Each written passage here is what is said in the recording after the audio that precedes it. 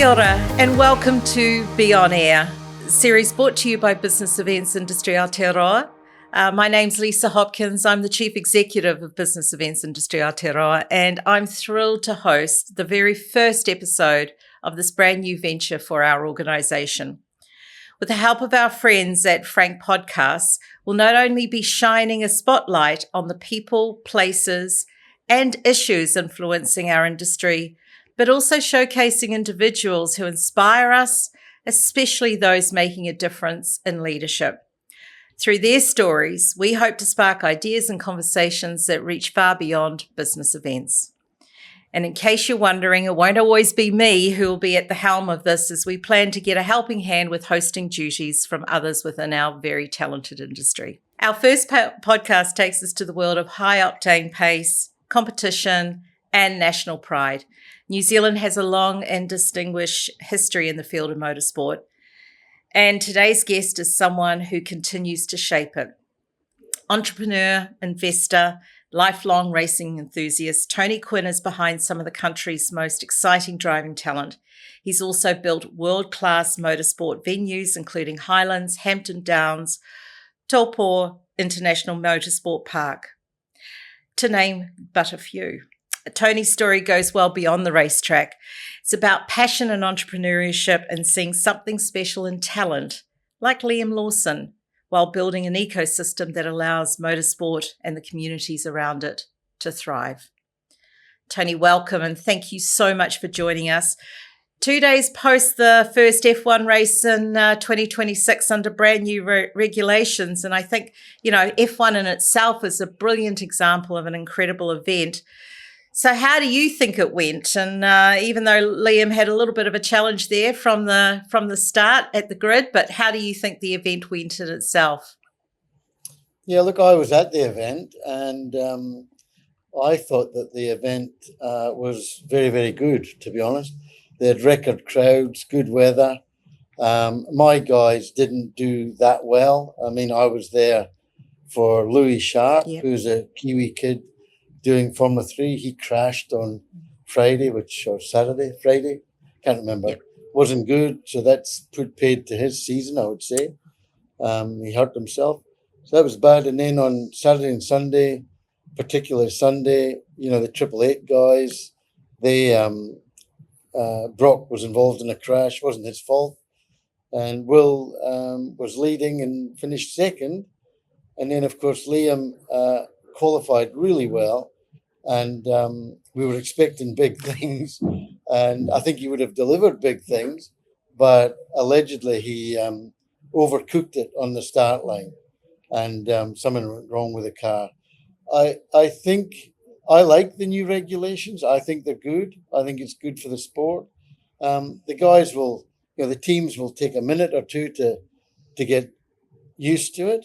And there's a lot of opinions and stuff, but I think Liberty are making a fantastic job of the F1 show. I mean, we all thought that Bernie Ecclestone had it sorted and it couldn't be improved from that. And he was the czar of motorsport. He was the guy that he did what he told you. But Liberty have come along and made the show 10 times better. And so I think F1's really in a healthy spot. Yeah. I think they're doing all the right things, and it's so good that New Zealand is represented in amongst the 22 drivers. Absolutely, and actually you hit on a really important point there. We talk about there's many layers to F1, isn't there? The whole series, you have the race, of course, and everyone's going for those points and to be the champion, but you layer in on top of that the fact that it is an event in the best possible example of an event, but also bringing it back to the business events sector. It's a great example of how these corporate events can intertwine with these big consumer type of events or public events, and they work really well together because all the brands that would have been there would have been incredible. Yeah, 100%. And I mean, myself, I managed to hobnob with quite a few dignitaries, and Right. I met the CEO of Ford Australia. Mm-hmm. I was was in the corporate box with the president of Motorsport Australia. It's definitely a place that people network. And whilst I didn't do any deals or major deals or whatever when I was there, I certainly spoke to a lot of people, and it was a very healthy vibe, I would say. Yeah. Do you think that, this is something that we should be trying to replicate a little bit more here in New Zealand with the, incredible opportunities we have around the sport and the fact that the sport is becoming so prominent globally? Do you see us to not obviously doing an F1, although I hear Liam said that his favourite track is Highlands and he'd love to see F1 at Highlands, but it might be a few accommodation challenges there. But could we do it? I think that, I don't know how many people know, but there's only 2 countries that have sanctioned Grand Prix outside of Formula One. So outside of Formula One, there are 2 countries that have FIA sanctioned Grand Prix. One is Macau, which is beside Hong Kong, yes, and one is New Zealand. And the New Zealand Grand Prix used to be highly regarded around the world. And used to have Trans-Tasman events, and Jackie Stewart and all these, Keke Rosberg, all these guys came down in their day and did the New Zealand Grand Prix. It sort of disappeared for a while it went into the weeds for a while. But when I invested in New Zealand, one of my aims was to steal a phrase from Trump, to make New Zealand Grand Prix great again. It was. We'll let you get away with that one. Yeah. That was 10 years ago. Yep. And we've only just managed to showcase the New Zealand Grand Prix for the last few years. We didn't have the event for some time. But now that we have it and we're doing a good job of it, we have a promotions company called Next Gen, which is sort of showcasing the next generation of F1 drivers. And there's quite a few young kids came down here every year, but the last couple of years, not this year, but the year before, Arvid Lindblad was here competing, and I think he won the series. I met Lando Norris in 2016 when he won the New Zealand Grand Prix, but not many people know about it, to be honest. Not many of the public of New Zealand know about it. Not many of the politicians in New Zealand know about it.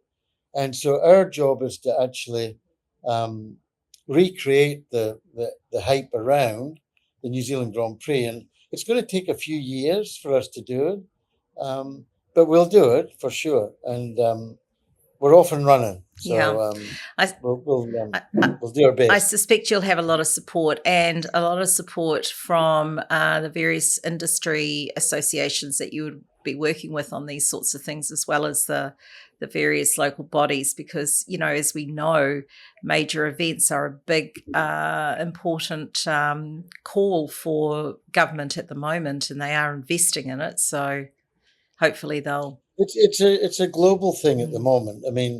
People have recognized that major events attract people from around the globe, or, at least, there's a lot of people attend.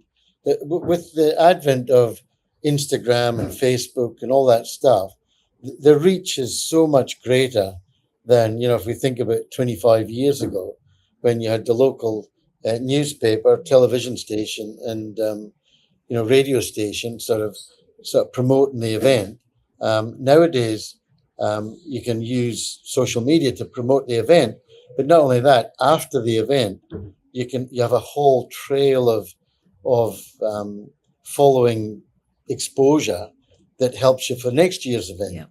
So I think it's a bit, the world's changed a wee bit, and certainly in media and advertising, it's definitely changed quite a bit. And I think there's also this call now, isn't there, for, to make sure that we get the maximum out of these major events, that they sort of tie off into business events, that they tie off into tourism, that they're supporting hospitality. So they're seen as not as being much more than just the event itself. They've got all these different spokes coming out of that event, and we really need to start exploiting that a little bit more. Yeah, it's like a spider's web, you know what I mean? It There's is. all these things, off to the side, and you're right. To run a successful event is far greater than the event itself, if that makes sense. It does. So Tony, when I was introducing you, I called you, a variety of different things, an entrepreneur, very kindly, of course, an entrepreneur. You're very passionate about it. But when I'm sure when people are introducing you, they're talking about you as, here he is, a motorsport owner, a businessman, an entrepreneur. But how would you describe yourself if you were being asked to introduce, hi, I'm Tony Quinn and I'm a... I use the term, I like to call myself a conservative entrepreneur. Okay. I don't mind taking a risk, but I usually think about it before I take the risk. Yeah. So it's a bit like playing chess. You think about your next move and you make the move and you hope that it works out. So I'm just a normal guy. I mean, I do have some intelligence, I think. I've got 2 arms, 2 legs, a couple of eyes, at least one good ear. And, I've just applied myself throughout my life. And I've always delivered what I promised. If I made a promise to deliver a product or a service or whatever it is, deliver on an idea, whatever, I've always done it. And I think that's part of your reputation. I think that's part of what you are, who you are, and how you do things. And if you do a good job, people ask you to do another job. And so long as you keep doing a good job, your business or whatever will grow organically, and the word spreads, and you soon become great. Well, and I guess when people who know you and know your story, your backstory very well. This is really for those who perhaps don't know your backstory. I mean, you started off in pet food. And then you took that iconic brand that so many of us grew up with and love, which is Darrell Lea, and you really rescued that. So I guess my question is this: does passion fuel the business that you do, or is the business that you do simply fueling your passions? I think you can use either of those. I think they both terms apply, to be honest. If the business isn't successful, I can't fuel my passion. Yeah. And I use my passion to fuel my business. And then I've integrated my passion into several business models around the motorsport field, and been quite successful in that as well, by simply applying the same logic and fundamentals as I would apply to normal commercial business. There's 3 things in business. There's your brand. You've got to look after your brand. You've got to deliver on what you promise, and you've got to make a profit. You're not in business if you don't make a profit. And people get a wee bit funny in Australia and New Zealand with the term profit. If you go to America and you make $1 billion a year, people celebrate you. People think that is fantastic. Well done. If you say the same in Australia and New Zealand, they get a bit shitty and think you've stolen it, or you've done it unfairly or whatever. Yeah. But what people need to understand is that profit is very, very good for a community. Profit pays people's mortgages. It improves the environment, improves the social services, it improves everything. Profit increases wealth, and it increases social standing. It increases, if you look at Dubai or Abu Dhabi nowadays, compared to 50 years ago. Yeah. I mean, Yeah. they make profit. They don't even pay tax. I mean, That's imagine right. a country that you don't pay tax. I mean, it's a great product. Is profit.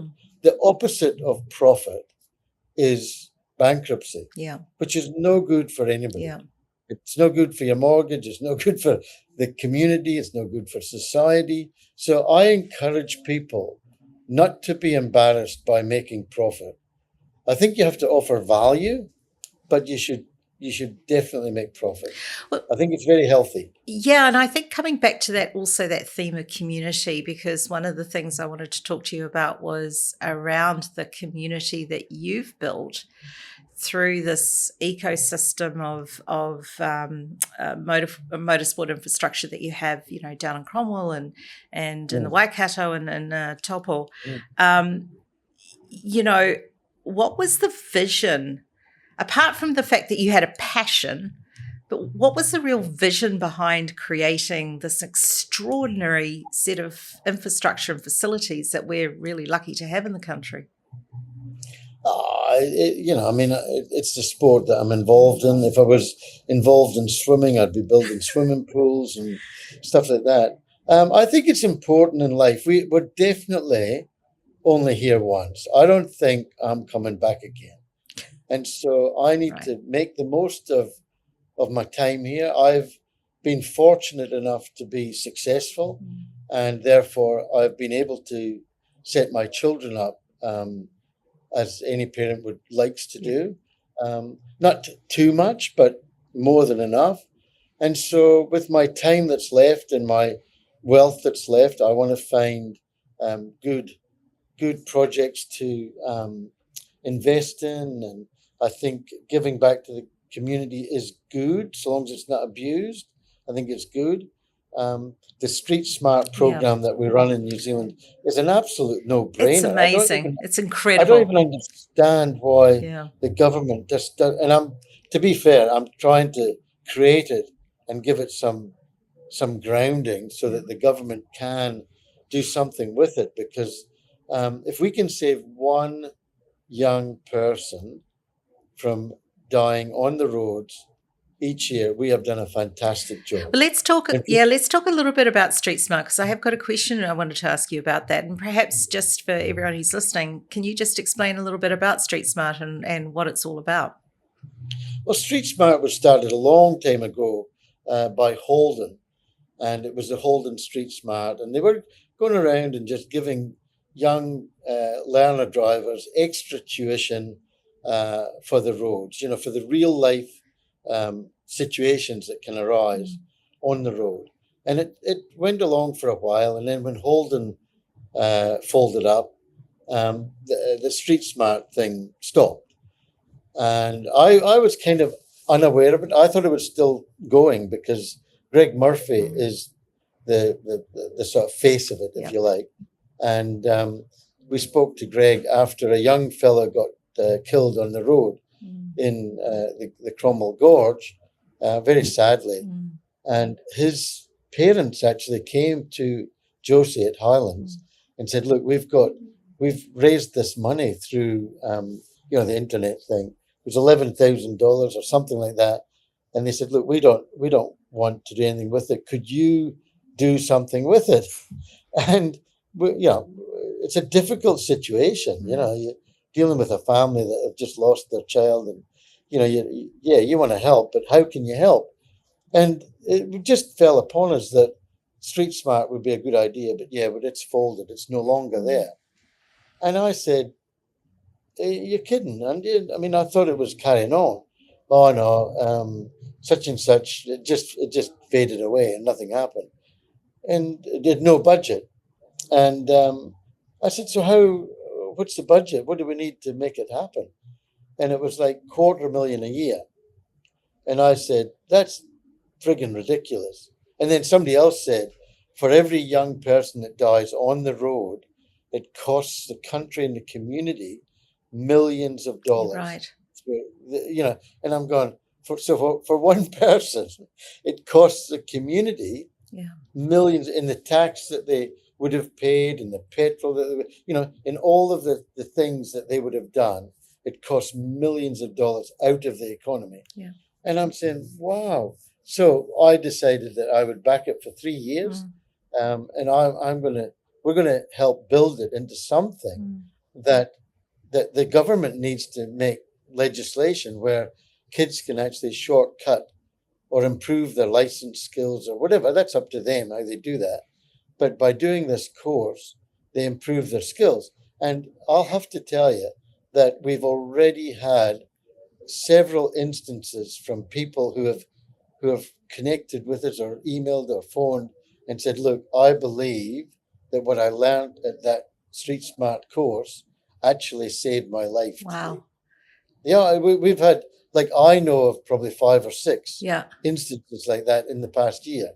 And it's a young girl phoned us up and said she was driving through the gorge and she was going slow because she didn't, it's quite tight. And she decided, rather than trying to go a bit faster, she pulled over to the side of the road, let the cars pass, and carried on. And she sent us a message that night saying, I believe that had I sped up and tried to get in front of it or keep up with the traffic or, not hold people back, I could have put myself at risk. And, I'm just not that confident. So she pulled over. So, and let's just take that as a win. Yeah. And, if, like I say, if we can save one young person, we can't measure it. It's difficult to measure, obviously. But the sort of feedback that we get so far is very positive. And if you're a parent with a 16, 17-year-old kid, you don't want to lose them. No. And you'll do anything to help. I mean, fate is fate, but if you can do something to assist or help, I think it's a good thing. And certainly the numbers are filling up. I think we're full. I'm not quite sure. But we'll just carry on doing it. And if the government can't see sense and take it on board with some sort of legislation or something, we'll reach out to the commercial world and we'll have to do that as well and pay another bloody tax or something. I don't know. But it's not something that I want to let go of. I think we need to do that. Yeah, it sounds the other thing that we do too, that around the areas that we're in, is we have social workers that go around the schools and the communities and stuff that we pay for, pay their wages anyway. And they just go around and just assist the community because, when you think of a motorsport track, not everybody loves them. They can be noisy and everything else. So I think giving back a little bit to the community is a good thing. And we get enough accolades and compliments about our racetracks to know that we're doing the right thing. And I guess it doesn't really matter either whether or not you're in a position like you are, where there's this financial ability to give back in the way that you do. I guess, especially when you're in perhaps some of these smaller regional areas where you've got this heavy investment, it's also just a little bit of ownership and a little bit of responsibility to really support that, because that's where your employees come from. That's where the people who use your facilities come from. So it's also about supporting those local communities. 100%. And it gives you a little bit of, currency to have an opinion on the local region. It's you can have an opinion, and it needs to be considered. I just wanted to talk a little bit about Highlands, because, when you built that, or when you created that space, and obviously it's become so much more than just a racetrack. It's it's a destination. I mean, it's a destination for tourism. It's a destination for the business event sector. Was that really or always part of the plan when you were thinking of that? Apart from the fantastic bathrooms, which I have to say are brilliant. Obviously, I would be telling an absolute lie if I told you that 13 years ago I knew what I was going to build at Highlands. I had no idea it was going to be so good, Yeah. to be honest. But because it just gets better and better, I want to keep going. How do we make it better again? And we challenge the staff and some of our key customers. What do you want? What do you think people would like to see, or what do they want? Do they want a botanical garden? Do they, Right. do they want whatever they want? If it makes sense, we'll do it, because I don't have to answer to a board or a board of investors or anything. I've got to answer to Josie, obviously, but I think we can make some quick decisions, and we've made some. I would say we've made 90% good decisions. Obviously we've had the odd bad one, but we quickly brush that off and blame somebody else for it. Fair enough. And move on. Yeah, it's just normal business practice. But no, look, I'm exceptionally proud, not just of the asset of the community asset of Highlands. I'm very, very proud of the people that work there. They all want to be there. I don't think there's anybody there that doesn't want to be there. They all want to be there, and that reflects on the vibe when you enter Highlands. It's just a really positive, happy place, and I love going there. I enjoy going there, and I stay there when I go to there. I don't stay in Queenstown. I stay there, and I love it. And the other tracks, Hampton Downs, is what I call a sausage factory. It just pumps out product all day long. And Taupō, I love Taupō because it's a track, it's a proper track. But you go downtown, it's 5 minutes away, and you can be supping a coffee overlooking the lake to the mountains. It's really quite unique. Pretty special, isn't it? Yeah. There's not many, and most times I go there, the weather's good. Phillip Island has a similar feel in Australia, but the weather there, is one day a week might be good. But I think Taupō's good. So I'm very, very happy, very pleased with the tracks that I have in New Zealand. I don't intend buying any more. Okay, noted. I don't need to. I don't need to. But in Australia, I have Queensland Raceway, which has turned around and become, a go-to place again. And I'd like to do one more, maybe, in Australia. Okay. But that's work in progress. Right. Okay, gotcha. We won't push you on that. Okay, fair enough too. Hey, you've sort of mentioned this a couple of times now, and I just wanted to talk a little bit about the emergence of the F1 Academy and the real push to develop women into motorsport. And, for those of us who are a little bit more petrol-headed inclined, we know about Susie Wolf and the work she's been doing.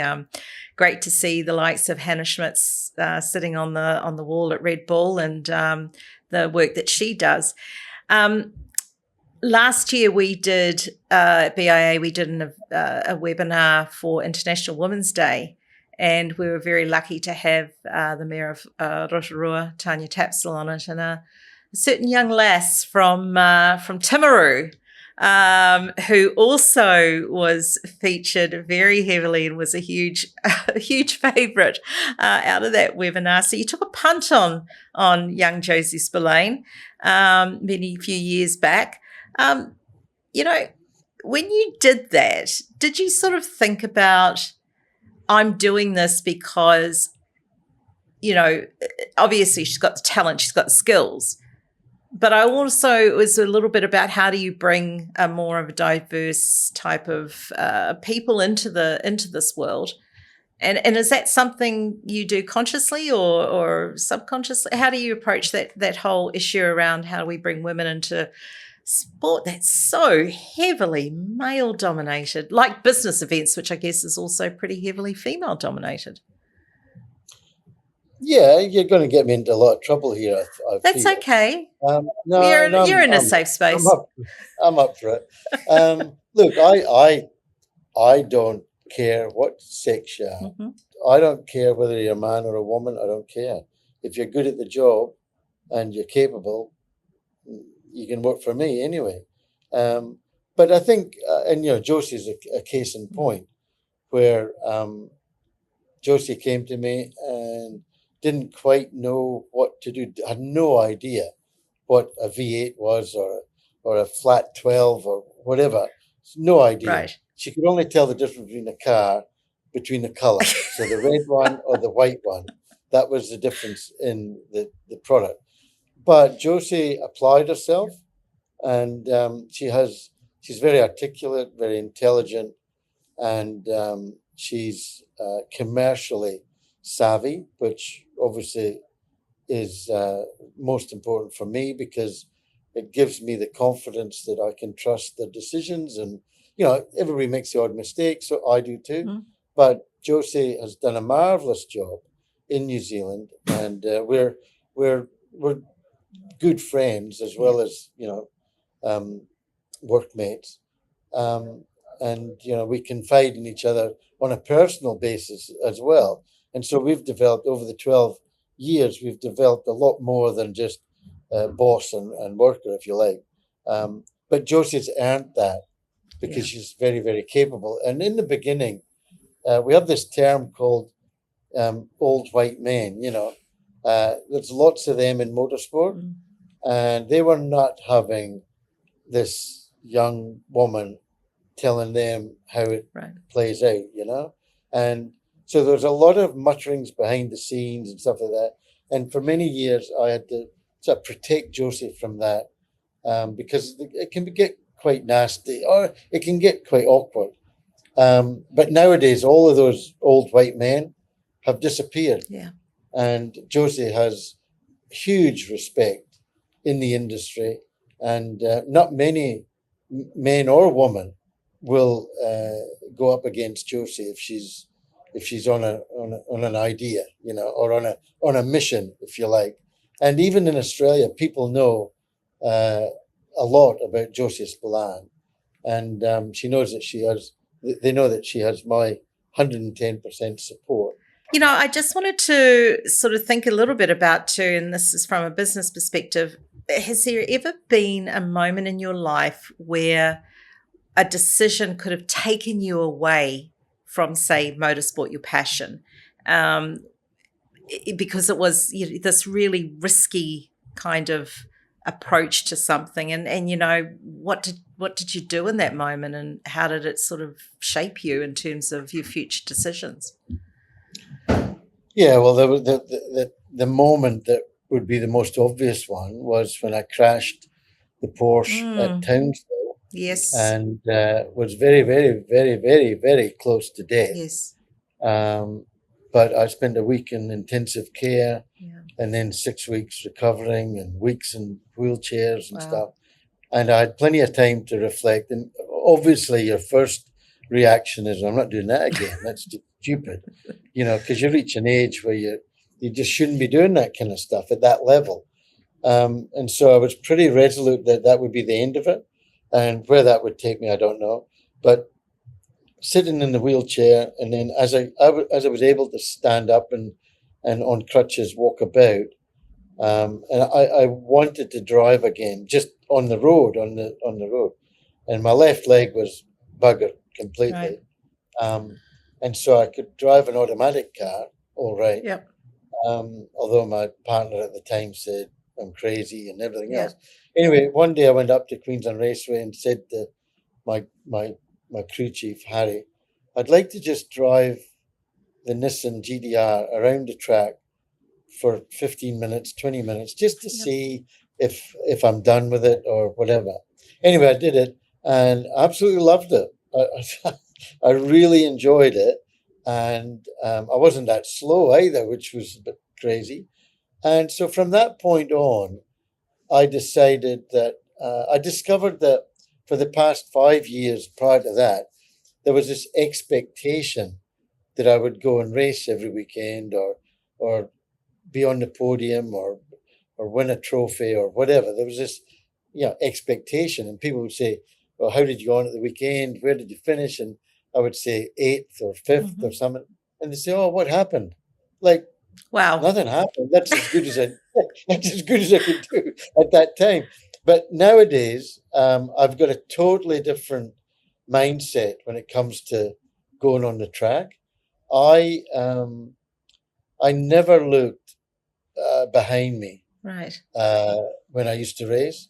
I was always looking ahead of me, Yep. and I always wanted to be on the podium. Nowadays, I realize that somebody was last, and nowadays, I'm quite happy to be last. I'm quite. Somebody has to be last. Right. Yes. I'm quite happy to be last, and I just want to be there to enjoy the sport with my friends and Yeah.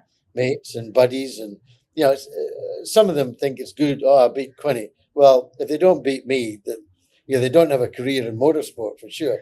But no, it's gone from an expectation or a chore, like it developed into that, and nowadays it's an absolute enjoyment. And so that's been, had I not done that, I could have perhaps taken a different course. But I really love my life. I love my involvement in motorsport. I love my involvement in giving young people a chance. But here's the deal: we're pretty tough. It's a tough world out there.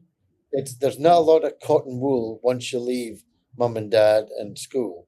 It looks like cotton wool, but it's concrete, and so you really have to earn your stripes. And these young kids that want to progress into all the way to F1, it's very, very tough, and it's they need to be told at every point how good or how bad they are, because some kids will just waste everybody's money thinking that they're going to get there. But we can have a fair idea if how far they're going to get and how much money the parents need to spend. Look, if there's numbers, Lando Norris parents, it cost Lando Norris $44 million to get to Formula One. It cost Oscar Piastri $7 million to get to Formula One, and he had a very short journey. He did. He won F3, won F2, and then F1. So for anybody thinking they're going to get to F1, it's a big, big journey. And that's why, I'm sure the likes of the Liams of this world are so grateful for the support they get from the likes of yourself and others who support him from a local level. Well, I deliberately didn't mention Liam's numbers. I know, they're different again. Yeah. But, it's Liam has incredible talent, but they all have incredible talent.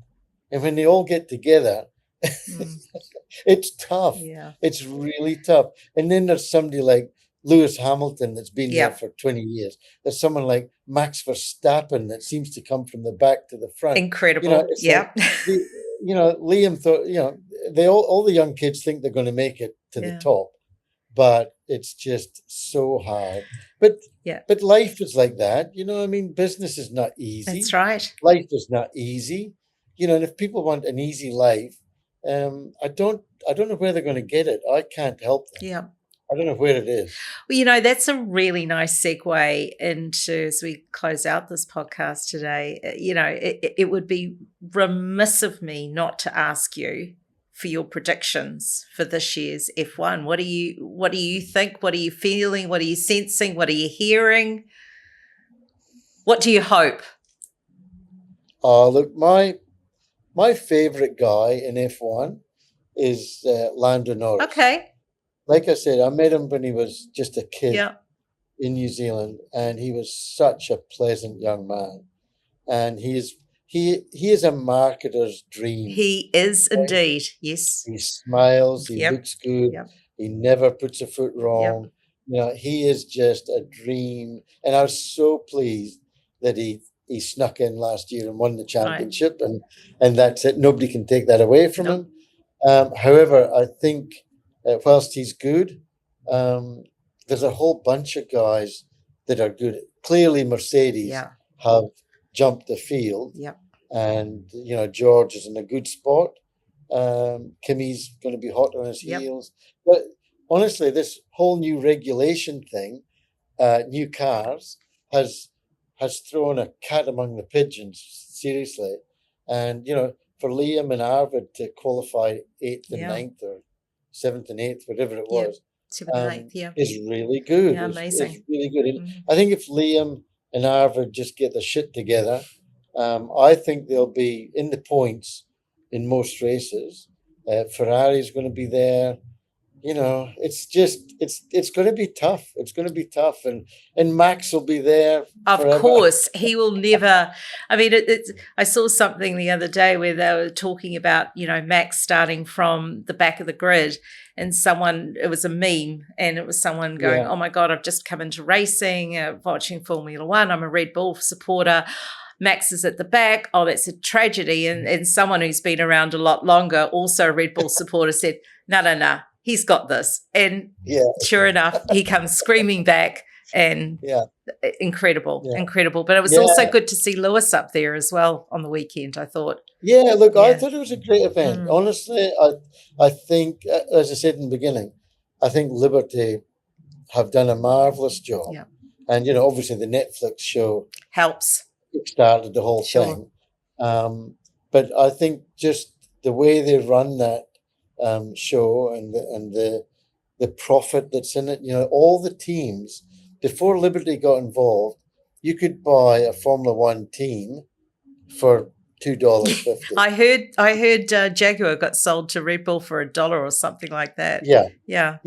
I mean, honestly, it wasn't a great business model. So the business today, look at the people that it employs around thousands. The world, and the shows that it puts on, and it's just it's just take my hat off to those guys. Yeah. Good job. It is. It's fantastic, and it's amazing. And you're an incredible role model, I think, Tony, just in terms of, for people who are doing something that they're really passionate about. You've done the hard yards. You've put your effort and your time and your intelligence into business, which brought you to where you are at the moment, which is doing something that you absolutely love. And as you know, being able to do something that you love is a gift. It really is. And it will never stop giving. And, we guys like myself, guys that have done something in life and, something, more than ordinary in life, we're all very keen to give back. If people are interested, people want to listen, they want information, they all want to know what the secret recipe is. Yep. What's the secret sauce? The secret sauce. Just tell me, don't tell anybody else. But there is none. Yeah. It's seriously, it's like hard work. And people talk about hard work. But I say to people, there's 7 days in a week.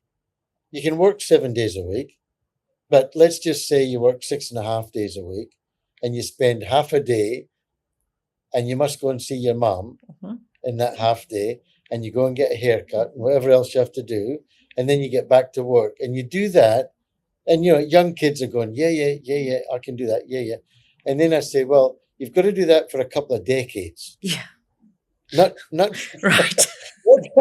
Not for a year or 6 weeks or whatever. Yeah. It's just at least a couple of decades. And at that point, they start sort of taking the back step and going, oh, I'm not sure that I'm up for that.